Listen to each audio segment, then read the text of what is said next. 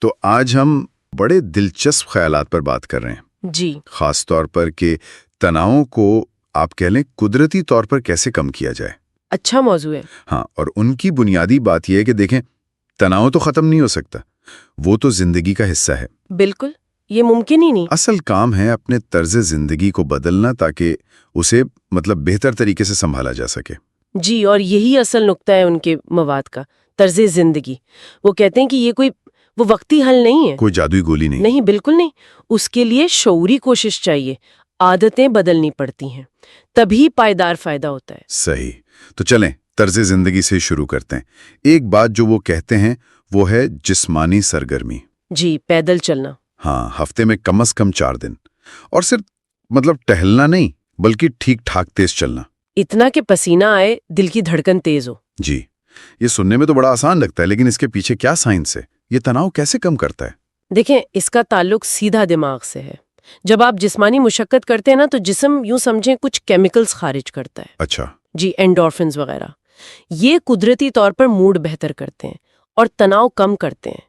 تو یہ صرف وزن کم کرنا نہیں ہے، یہ ذہنی صحت کے لیے ہے۔ بالکل، یہ جسم اور دماغ کا گہرا تعلق ہے۔ یہ ایک بنیادی چیز ہے طرز زندگی میں۔ ٹھیک، تو یہ تو ہوئی جسمانی بات۔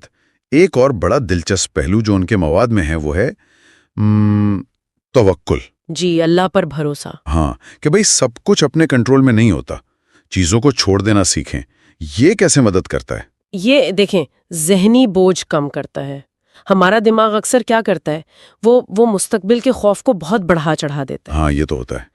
تو توکل کا مطلب ہے کہ اپنی پوری کوشش کریں اور پھر نتیجہ اللہ پر چھوڑ دیں۔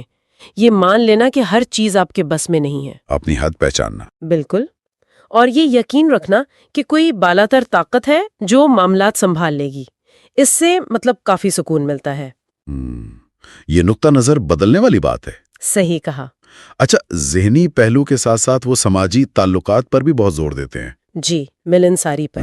کہتے ہیں تنہا رہ کر تناؤ سے لڑنا بہت مشکل ہے۔ لوگوں سے ملنا جلنا کیوں اتنا ضروری ہے؟ کیونکہ دیکھیں، انسان تو ہے ہی سماجی نا۔ ہم اکیلے رہنے کے لیے نہیں بنے۔ ٹھیک۔ جب ہم اپنی پریشانیاں کسی بھروسے والے دوست سے یا گھر میں کسی سے بانٹتے ہیں تو وہ بوجھ ہلکا ہو جاتا ہے۔ صرف شیئر کرنے سے ہی؟ جی، شیئر کرنے سے، اور یہ جاننے سے کہ کوئی ہے جو آپ کی بات سنتا ہے، آپ کو سمجھتا ہے۔ مواد میں یہ بھی ہے کہ صرف جان پہچان کافی نہیں، گہرے رشتے چاہیے۔ ہاں، کم از کم چند ایسے لوگ جن پر آپ واقعی بھروسہ کر سکیں۔ یہ ایک طرح کی نفسیاتی ڈھال بن جاتی ہے۔ یہ بات تو سمجھ آتی ہے۔ اچھا، ایک اور چیز جو تھوڑی شاید حیران کن لگے، روز کچھ نیا سیکھنا۔ جی، یہ بھی ہے۔ سیکھنے کا تناؤ کم کرنے سے کیا تعلق؟ یہ بڑا دلچسپ ہے۔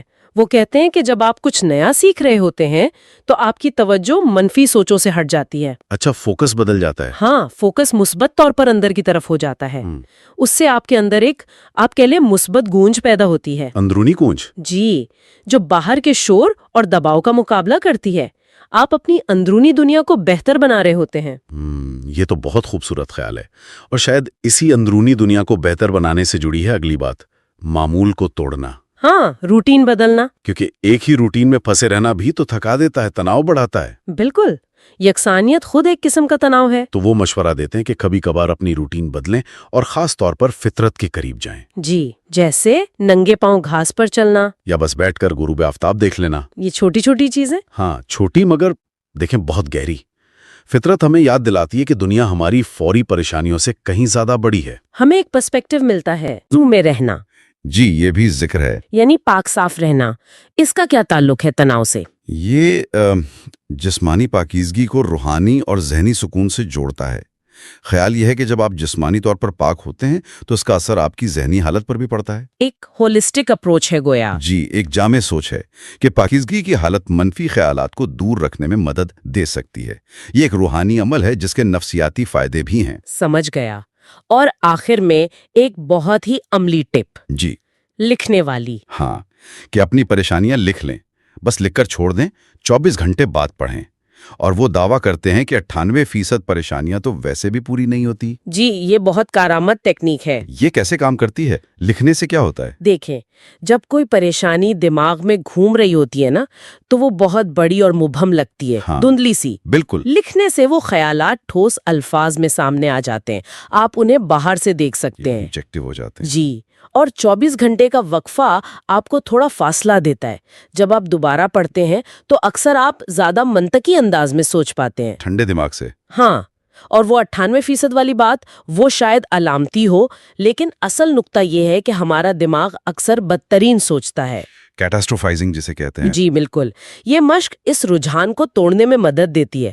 آپ دیکھتے ہیں کہ زیادہ تر خوف بے بنیاد تھے۔ زبردست۔ تو اگر ہم ساری باتوں کو سمیٹیں کہ تناؤ سے نمٹنے کے لیے ایک مربوط طرز زندگی اپنانا ہوگا۔ جی، ایک مکمل پیکیج ہے۔ جسم کو حرکت دینا، توکل سے اور مثبت سوچ سے ذہن کو سنبھالنا، لوگوں سے جڑنا، فطرت سے جڑنا، سیکھتے رہنا، معمولات میں تبدیلی لانا۔ اور یہ لکھنے جیسی عملی چیزیں۔ بالکل، یہ ایک کثیر جہتی حکمت عملی ہے، اور اہم بات یہ کہ تناؤ تو رہے گا، وہ زندگی کا حصہ ہے۔ اسے ختم نہیں کرنا۔ نہیں، بلکہ اس پر اپنا رد عمل بہتر بنانا ہے، اور یہ چیز ان طریقوں سے ہمارے اختیار میں آ سکتی ہے۔ صحیح۔ اور اس ساری گفتگو سے ایک آخری سوچ جو میرے ذہن میں آ رہی ہے، جی، اگر واقعی جیسا کہ وہ کہتے ہیں ہماری 98% پریشانیاں کبھی حقیقت بنتی ہی نہیں، تو ذرا سوچیں کہ ہم کتنی توانائی بچا سکتے ہیں۔ بہت زیادہ۔ اگر ہم صرف یہ سیکھ لیں کہ ان بے بنیاد خدشات کو جلدی پہچانیں اور انہیں چھوڑ دیں، وہ توانائی، وہ وقت کتنے اچھے کاموں میں لگ سکتا ہے۔ واقعی یہ غور کرنے کی بات ہے، بہت بڑی ذہنی آزادی مل سکتی ہے۔